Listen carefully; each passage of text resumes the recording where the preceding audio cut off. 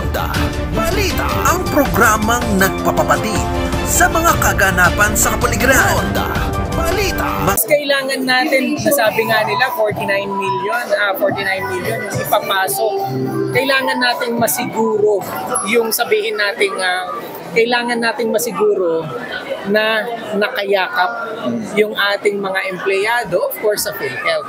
Kasi lalo nating pinaganda.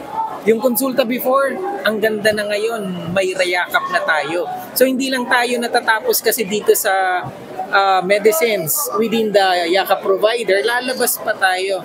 Kasi pupunta tayo, referral to level 1, level 2, and level 3 hospitals for the anti-screening. Screening to hindi na yung hihintayin pa natin meron na siyang cancer bago natin gamutin. Yet, pag merong ganun, pwede tayo sa hospitalization. Pero, screening na ito kasi meron tayong mga pinapasunod na alituntunin na yung mga age natin, yung mga high risk, so pwede na natin agad siyang makita. And then hindi pa rin doon nagtatapos kasi alam naman natin kung minsan kulang din yung mga gamot sa ating mga yakap provider. So palalawakin natin yan, meron pa tayong additional 54 medicines.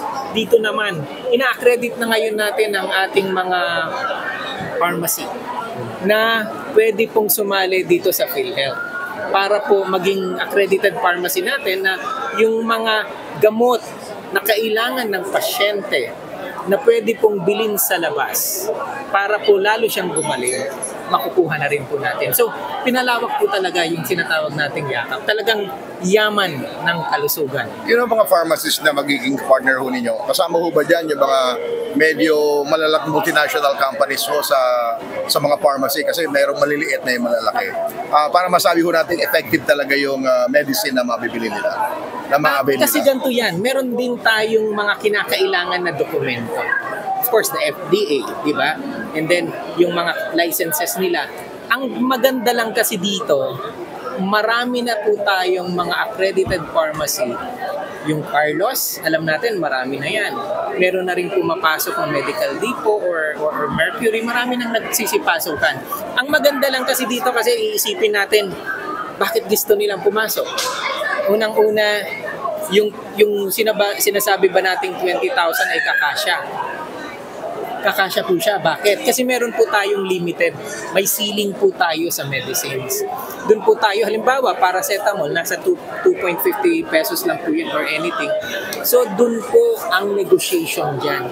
So, yung mga pharmacy na kaya yun, ayun po yung nagiging accredited natin to include yung mga dokumento na kailangan natin, na kailangan din nilang ipasa sa atin. So, ayun yung ginanda niyan. Kasi, unang-una, yung 20,000 na allotted sa mga per individual, hindi agad mauubos kasi sabihin natin 60 pesos, 120 pesos, hindi po ganyan ang presyo ng mga medicines na ipinapasok natin doon sa mga pharmacies. Kaya yung 20,000 talaga pong tatagal yun para sa isang individual. Sir, yung 20,000 na yan, paano yan sir? Sa mga, meron bang age limit yan? Or ano bang edad ang mga pwede mag-avail yan? Wala tayong age limit dyan kasi aalagaan natin ang taong bayan. So bawat Pilipino, miyembro, bawat Pilipino makaka-avail niyan. So ibig sabihin lang po niyan, alam ng alam ng pharmacy na may 20,000 bawat Pilipino. Pag pumunta ka dun sa pharmacy na yan, through the primary care doctor na reseta, ibabawas-bawas yun sa 20,000. So from child to adulthood po yan. Sir, wala po tayong pinipiling may edad. Isa pang clarification ngayon sir na kumakalat ngayon sa social media yung pagiging doon sa dental services sir. Ano po ang gagawin ng mga miyembro na gustong magpa-dental? Okay. Yakap din yan. Yes. Magpaparegister ka sa yakap, first patient encounter consultation, pag kailangan mo, may problema ka sa ipin, hindi lang po dental, meron po rin po tayong ophthalmologic for 0 to 15 years old na may sakit sa mata na kailangan na magpasalamin. So, meron din po yan, hindi lang tayo sa dental. Pag halimbawa, kinakailangan mo yan, pwede ka rin pong internal, yung yakap center natin, merong ganyan, merong dental, or external. I-refer ka sa isang dental clinic para dun po ayusin yung ngipin. Sir, yung po bang autism kasama Ano po?